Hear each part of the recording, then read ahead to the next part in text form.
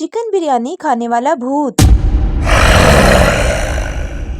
एक छोटा सा गांव था। वो गांव शहर से काफी दूर था, इसीलिए बहुत ही खामोश और पुरसुकून गांव था। गांव के लोग बहुत ही सादा और मेहनती थे। अरमान भी इसी गांव में रहता था। वो एक मजदूर का बेटा था। अरमान ने जब से होश संभाला था अपने घर में गुर्बत ही देखी थी। वो अपने घर के हालात की वजह से बहुत परेशान रहता था। कभी खाने को कुछ मिल जाता और कभी नहीं। घर के हालात से तंग आकर अरमान ने सोचा कि मैं कोई अपना कारोबार खोलूंगा और अपने घर के हालात ठीक कर लूंगा। अरमान ने कुछ साल मेहनत की और थोड़े थोड़े पैसे जमा किए। आखिरकार अरमान ने एक छोटी सी बिरयानी की दुकान खोल ली। गांव के लोग भी बहुत खुश थे। उन्होंने कभी दुकान से बिरयानी लेकर नहीं खाई थी। वो बहुत खुश थे कि अब चिकन बिरयानी गांव में ही मिलेगी। आखिरकार अरमान ने एक साफ सुथरी और खूबसूरत दुकान तैयार कर ली। आज दुकान का पहला दिन था।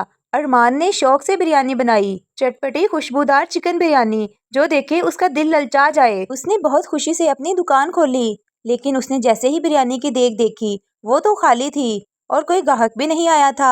अरमान सोच में पड़ गया, ये क्या हुआ?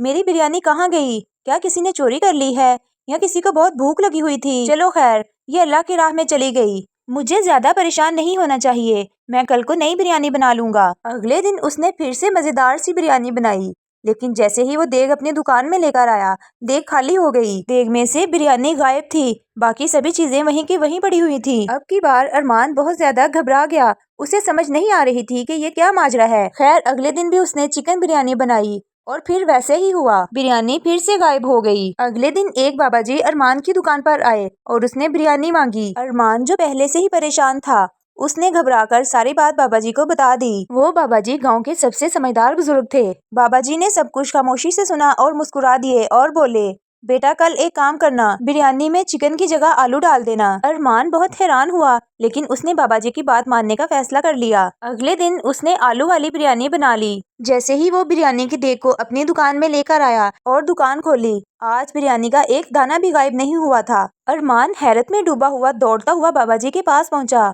और पूछा, बाबाजी ये क्या माजरा है? ये क्या हो रहा है?